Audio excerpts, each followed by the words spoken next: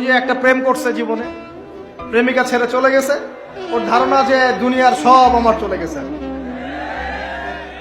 একটা মেয়ে, মেয়ের অভাব নাকি দুনিয়ায়? হ্যাঁ,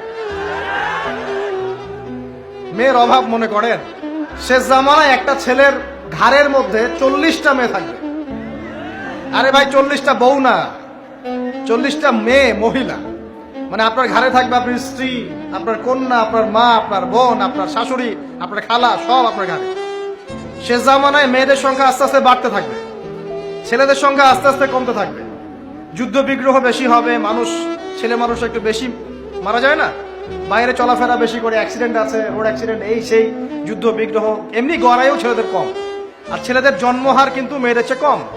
শিশু ছেলে মারা যায় বেশি, মেয়েরা মারা যায় কম। ছেলেরা এমনিতেই সংখ্যায় কম হবে, আর শেষ জামানায় মেয়েদের সংখ্যা আরো বেশি বাড়তে থাকবে।